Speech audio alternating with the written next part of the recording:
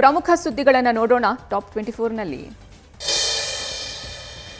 ಪ್ರಧಾನಮಂತ್ರಿ ನರೇಂದ್ರ ಮೋದಿ ನಾಳೆ ಬೆಂಗಳೂರಿಗೆ ಆಗಮಿಸುತ್ತಿದ್ದು ಅನೇಕ ಕಾರ್ಯಕ್ರಮಗಳಲ್ಲಿ ಪಾಲ್ಗೊಳ್ಳಲಿದ್ದಾರೆ. ಬಿಗಿ ಭದ್ರತೆಯ ದೃಷ್ಟಿಯಿಂದ ಅವರು ಸಂಚಾರ ಮಾಡಲಿರುವ ಮಾರ್ಗದ ಶಿಕ್ಷಣ ಸಂಸ್ಥೆಗಳಿಗೆ ನಾಳೆ ರಜೆ ಘೋಷಿಸಲಾಗಿದೆ ಅಂತ ಸಚಿವ ಡಾಕ್ಟರ್ ಸಿಎನ್ ಅಶ್ವಥ್ ನಾರಾಯಣ್ ತಿಳಿಸಿದ್ದಾರೆ. ಪ್ರಧಾನಿ ಹಾದು ಹೋಗಲಿರುವ ಗೊರಗುಂಟೆಪಾಳ್ಯ, ಯಶವಂತಪುರ ಮತ್ತು ಜಕ್ಕೂರು ವಿಮಾನ ನಿಲ್ದಾಣ ಮಾರ್ಗಗಳ ಸುತ್ತಮುತ್ತಲಿನ ಉನ್ನತ ಶಿಕ್ಷಣ ಸಂಸ್ಥೆಗಳಿಗೆ ಈ ರಜೆ ಅನ್ವಯ ಆಗಲಿದೆ ಅಂತ ತಿಳಿಸಿದ್ದಾರೆ.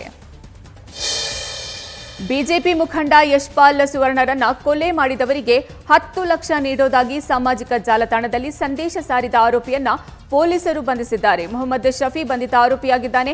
ಕೊಲೆ ಬೆದರಿಕೆ ಸಂಬಂಧ ಉಡುಪಿಯ ಕಾಪುವಿನ ಬಿಜೆಪಿ ಯುವ ಮೋರ್ಚಾ ಅಧ್ಯಕ್ಷ ಸಚಿನ್ ಸುವರ್ಣ ನೀಡಿದ ದೂರಿನ ಅನ್ವಯ ಪ್ರಕರಣ ದಾಖಲಾಗಿತ್ತು.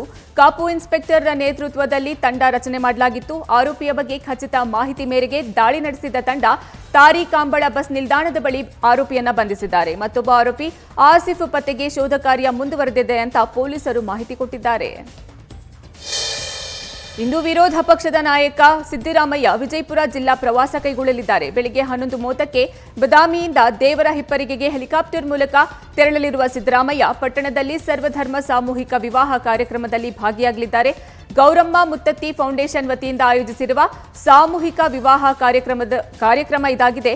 ಬಳಿಕ ಮಧ್ಯಾಹ್ನ 3ಕ್ಕೆ ಹೆಲಿಕಾಪ್ಟರ್ ಮೂಲಕ ಹುಬ್ಬಳ್ಳಿಗೆ ಸಿದ್ದರಾಮಯ್ಯ ತೆರಳಲಿದ್ದು ಸಂಜೆ 6ಕ್ಕೆ ಹುಬ್ಬಳ್ಳಿಯಿಂದ ವಿಮಾನದ ಮೂಲಕ ಬೆಂಗಳೂರಿಗೆ ವಾಪಸ್ಸಾಗಲಿದ್ದಾರೆ. ನಾನು ಶಿಕ್ಷಣ ತಜ್ಞ ಅಲ್ಲ, ಅವರು ಶಿಕ್ಷಣ ತಜ್ಞರು.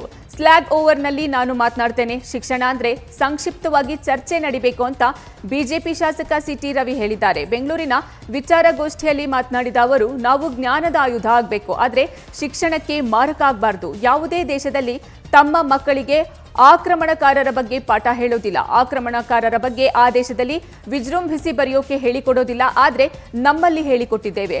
ಮಾರ್ಕ್ಸ್ ಹಾಗೂ ಮಾರ್ಕ್ಸ್ ಈ ಎರಡೇ ಚಿಂತನೆ ಇವತ್ತಿನ ಶಿಕ್ಷಣದ ಮೇಲೆ ನಿಂತಿದೆ ಅಂತ ಸಿಟಿ ರವಿ ಹೇಳಿದ್ದಾರೆ. ಹಿಂದೂ ದೇವರ ಅವಹೇಳನ ಮಾಡಿದ ಆರೋಪದ ಮೇಲೆ ಮಹಿಳಾ ಕಾಂಗ್ರೆಸ್ನ ರಾಜ್ಯ ಪ್ರಧಾನ ಕಾರ್ಯದರ್ಶಿ ಶೈಲಜಾ ಅಮರನಾಥ್ ಮತ್ತು ಇತರ 4 ವಿರುದ್ಧ ದೂರು ದಾಖಲಾಗಿದೆ. ದಕ್ಷಿಣ ಕನ್ನಡ ಜಿಲ್ಲೆಯ ಪುತ್ತೂರು ಪೊಲೀಸ್ ಠಾಣೆಗೆ ವಿಶ್ವ ಹಿಂದೂ ಪರಿಷತ್ ಕಾರ್ಯಕರ್ತರು ದೂರು ಕೊಟ್ಟಿದ್ದಾರೆ. ಸಾಮಾಜಿಕ ಜಾಲತಾಣ ಕ್ಲಬ್ ಹೌಸ್ನಲ್ಲಿ ಹಿಂದೂ ದೇವರುಗಳನ್ನು ಅವಹೇಳನ ಮಾಡಿದ್ದು ಇದು ಹಿಂದೂ ಧಾರ್ಮಿಕ ಭಾವನೆಗಳಿಗೆ ಧಕ್ಕೆ ತಂದಿದೆ ಅಂತ ಆರೋಪ ಮಾಡಿದ್ದಾರೆ. ಜೊತೆಗೆ ಆರೋಪಿಗಳ ವಿರುದ್ಧ ಕ್ರಮ ಕೈಗೊಳ್ಳಬೇಕು ಅಂತ ಪೊಲೀಸರಿಗೆ ವಿಶ್ವ ಹಿಂದೂ ಪರಿಷತ್ ಕಾರ್ಯಕರ್ತರು ಒತ್ತಾಯಿಸಿದ್ದಾರೆ. ರಾಜ್ಯದೆಲ್ಲೆಡೆ ಧಾರಾಕಾರ ಮಳೆಯಾಗಿದ್ದು ಜನಜೀವನ ಅಸ್ತವ್ಯಸ್ತಗೊಂಡಿದೆ. ಇನ್ನು ಗದಗದಲ್ಲಿ ಸುರಿದ ಮಳೆಗೆ ನರಗುಂದ ತಾಲೂಕಿನ ಸುರಕೋಡ ಗ್ರಾಮದ ಹೊಸ ಫ್ಲಾಟ್ಗಳಲ್ಲಿ ಮಳೆ ನೀರು ನುಗ್ಗಿದೆ. ಬಿಡದೆ ಸುರಿದ ಮಳೆಗೆ ಗ್ರಾಮದ ಪಕ್ಕದಲ್ಲಿದ್ದ ಜಮೀನುಗಳು ನೀರು ಊರು ಮತ್ತು ಪಂಚಾಯಿತಿ ಆವರಣದಲ್ಲಿ ಹಳ್ಳದಂತೆ ಹರಿತಾ ಇದೆ. ಇನ್ನು ಜಮೀನು ನೀರು ಸರಾಗವಾಗಿ ಹರಿದು ಹೋಗೋಕೆ ಕಾಲುವೆ ವ್ಯವಸ್ಥೆ ಇಲ್ಲದಿರುವುದು ನೀರು ಮನೆಗಳಿಗೆ ಮತ್ತು ಪಂಚಾಯಿತಿಗೆ ನುಗ್ತಾ ಇದೆ ಅಂತ ಗ್ರಾಮಸ್ಥರು ಆರೋಪ ಮಾಡಿದ್ದಾರೆ.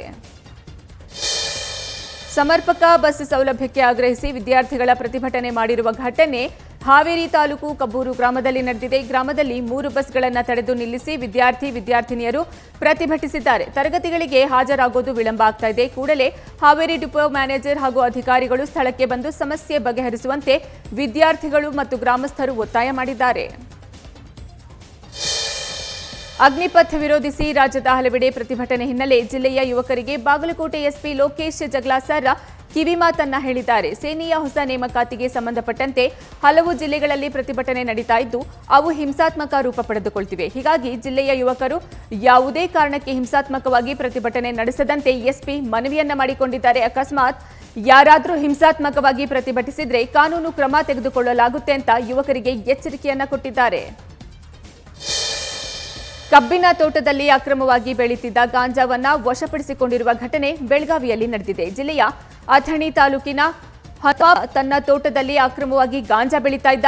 ಈ ಕುರಿತು ಖಚಿತ ಮಾಹಿತಿ ಮೇರೆಗೆ ಬೆಳಗಾವಿ ಅಧಿಕಾರಿಗಳು ದಾಳಿ ನಡೆಸಿ 52,000 ರೂಪಾಯಿ ಮೌಲ್ಯದ ಗಾಂಜಾವನ್ನ ವಶಕ್ಕೆ ತೆಗೆದುಕೊಂಡಿದ್ದಾರೆ. ಸಿಪಿಐ ವೀರೇಶ್ ದೊಡ್ಡಮನಿ ನೇತೃತ್ವದ ತಂಡದಿಂದ ನಡೆದ ಕಾರ್ಯಾಚರಣೆಯಲ್ಲಿ ಸದ್ಯ ಆರೋಪಿಯನ್ನ ಬಂಧನ ಮಾಡಲಾಗಿದೆ. ಇನ್ನು ಈ ಕುರಿತು ಅಥಣಿ ಪೊಲೀಸ್ ಠಾಣೆಯಲ್ಲಿ ಪ್ರಕರಣ ಕೂಡ ದಾಖಲು ಮಾಡಿಕೊಳ್ಳಲಾಗಿದೆ. ಸರ್ಕಾರಿ ಕಚೇರಿಯನ್ನ ಸಾರ್ವಜನಿಕರ ಮನೆ ಬಾಗಿಲಿಗೆ ತೆಗೆದುಕೊಂಡು ಹೋಗಬೇಕು ಅನ್ನೋ ಉದ್ದೇಶದಿಂದ ಗ್ರಾಮ ವಾಸ್ತವ್ಯವನ್ನ ಆರಂಭ ಮಾಡಲಾಗಿದೆ. ಆದರೆ ಈ ಗ್ರಾಮ ವಾಸ್ತವ್ಯ ನಿಜವಾದ ಉದ್ದೇಶಕ್ಕೆ ಉಲ್ಟಾ ಆಗಿದೆ ಅಂತ ಇದೆ ಗ್ರಾಮ ವಾಸ್ತವ್ಯದ ದೃಶ್ಯಾವಳಿಗಳು. ಕೋಲಾರ ಜಿಲ್ಲೆಯ ಶ್ರೀನಿವಾಸಪುರದಲ್ಲಿ ಅಧಿಕಾರಿಗಳ ಗ್ರಾಮ ವಾಸ್ತವ್ಯದಲ್ಲಿ ಕೆಲವೇ ವಿದ್ಯಾರ್ಥಿಗಳು ಕುಳಿತಿರುವ ವಿಡಿಯೋ ಲಭ್ಯ ಆಗಿದೆ. ಕಾರ್ಯಕ್ರಮದಲ್ಲಿ ಜಿಲ್ಲಾಧಿಕಾರಿ, ತಹಶೀಲ್ದಾರ್ ಸೇರಿದಂತೆ ಹಿರಿಯ ಅಧಿಕಾರಿಗಳು ಭಾಗಿಯಾಗಬೇಕಿತ್ತು. ಆದರೆ ಯಾರೊಬ್ಬರು ಇತ್ತ ಸುಳಿದೇ ಇಲ್ಲ. ಹೀಗಾಗಿ ಕಾಟಾಚಾರಕ್ಕೆ ಬೆಳಗ್ಗೆ ಗ್ರಾಮಗಳಿಗೆ ಹೋಗುವ ಅಧಿಕಾರಿಗಳು ಬೇಕಾಬಿಟ್ಟಿ ಕಾರ್ಯಕ್ರಮ ಮುಗಿಸಿ ವಾಪಸ್ ಆಗ್ತಿದ್ದಾರೆ ಅನ್ನುವ ಆರೋಪ ಕೇಳಿ ಬರ್ತಾ ಇದೆ.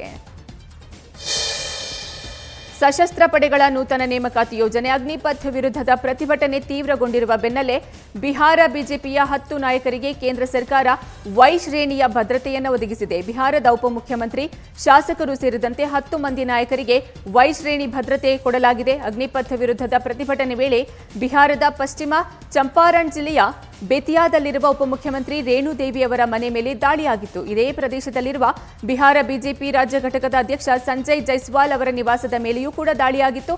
ಈ ಹಿನ್ನೆಲೆ ಕೇಂದ್ರ ಗೃಹ ಸಚಿವಾಲಯದ ಆದೇಶದಂತೆ ಈ ನಾಯಕರಿಗೆ ಭದ್ರತೆಯನ್ನು ಕೊಡಲಾಗಿದೆ. ದೇಶಾದ್ಯಂತ ವ್ಯಾಪಕ ಪ್ರತಿಭಟನೆಗೆ ಕಾರಣವಾಗಿರುವ ಕೇಂದ್ರದ ಅಗ್ನಿಪಥ್ ಯೋಜನೆಗೆ ಸಂಬಂಧಪಟ್ಟಂತೆ ಇದೀಗ ರಾಜಸ್ಥಾನ ಸರ್ಕಾರ ನಿರ್ಣಯವೊಂದನ್ನು ಕೈಗೊಂಡಿದೆ.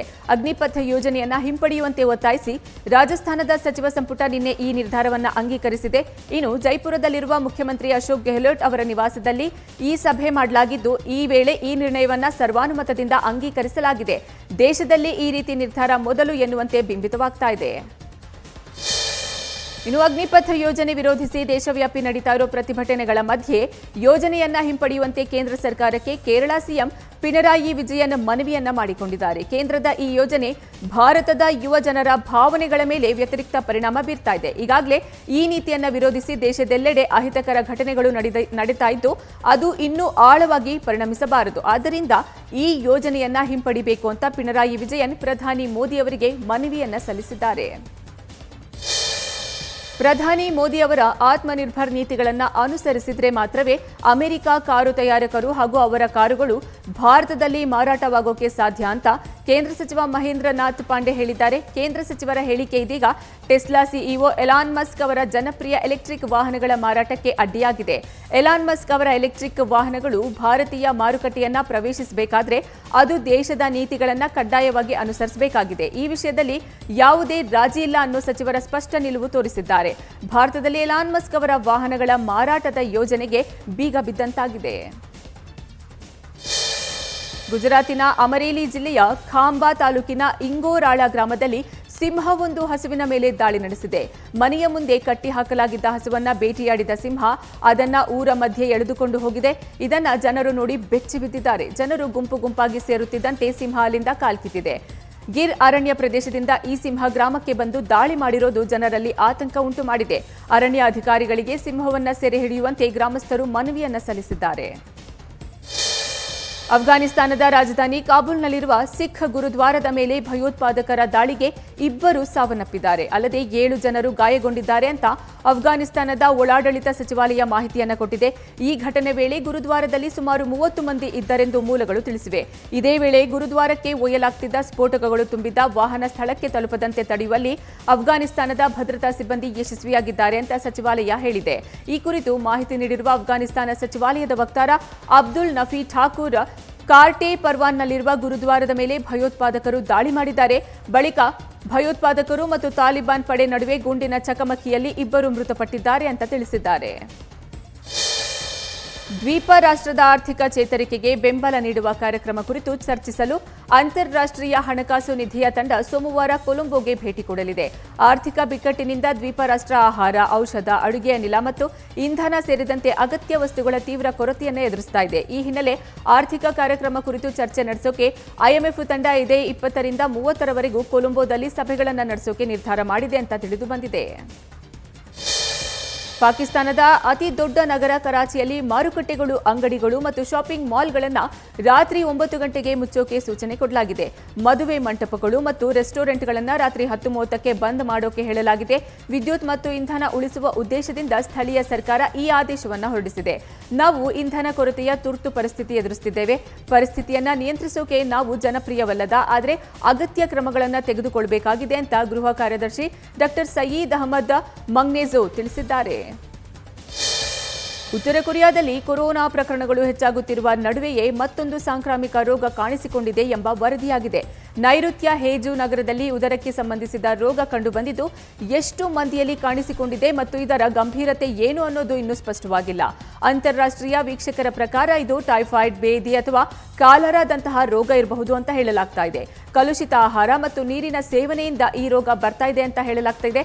ಆದರೆ ಯಾರೂ ಆತಂಕ ಪಡುವ ಅಗತ್ಯ ಇಲ್ಲ ಅಂತ ಅಲ್ಲಿನ ಸ್ಥಳೀಯ ಆರೋಗ್ಯ ಅಧಿಕಾರಿಗಳು ಹೇಳಿದ್ದಾರೆ. ಭಾರತೀಯ ಮೂಲದ ಉದ್ಯಮಿ ಗುಂಡಿಗೆ ಬಲಿಯಾಗಿರುವ ಘಟನೆ ಅಮೆರಿಕಾದಲ್ಲಿ ನಡೆದಿದೆ. ಗುಜರಾತ್ ಮೂಲದ 55 ವರ್ಷದ ಪ್ರಯೇಶ್ ಪಟೇಲ್ ಬಲಿಯಾದ ಉದ್ಯಮಿಯಾಗಿದ್ದಾರೆ. ವರ್ಜೀನಿಯಾದ ನ್ಯೂಪೋರ್ಟ್ನಲ್ಲಿ ಸೂಪರ್ ಮಾರ್ಕೆಟ್ ಸೇರಿದಂತೆ ಹಲವು ಸ್ಟೋರ್ ಉದ್ಯಮ ನಡೆಸುತ್ತಿದ್ದ ಪ್ರಯೇಶ್ ಪಟೇಲ್ ಮೇಲೆ ದುಷ್ಕರ್ಮಿಗಳು ಗುಂಡಿನ ದಾಳಿ ಮಾಡಿದ್ದಾರೆ. ಸ್ಟೋರ್ಗೆ ನುಗ್ಗಿ ದರೋಡೆ ಮಾಡೋಕೆ ಬಂದ ವ್ಯಕ್ತಿ ಏಕಾಏಕಿ ಮಾಲೀಕ ಪ್ರಯೇಶ್ ಪಟೇಲ್ ಮೇಲೆ ಗುಂಡಿನ ದಾಳಿ ನಡೆಸಿದ್ದಾನೆ. ಇನ್ನು ಇದೇ ವೇಳೆ ಸ್ಟೋರ್ನಲ್ಲಿದ್ದ ಒಬ್ಬ ನೌಕರನ ಮೇಲೂ ಗುಂಡಿನ ದಾಳಿ ಮಾಡಲಾಗಿದೆ. ಪರಿಣಾಮ ಇಬ್ಬರು ಸೂಪರ್ ಮಾರ್ಕೆಟ್ ಒಳಗಡೆಯೇ ಸಾವಿಗೀಡಾಗಿದ್ದಾರೆ. ಇದಾಗಿತ್ತು ಬೆಳ್ಬೆಳ್ಗೆ. ಕ್ಷಣ ಕ್ಷಣದ ಮಾಹಿತಿಗಾಗಿ ನೋಡ್ತಾ ಇರಿ ನ್ಯೂಸ್ ಫಸ್ಟ್, ಪ್ರತಿ ಕ್ಷಣ ನಿಮ್ಮೊಂದಿಗೆ.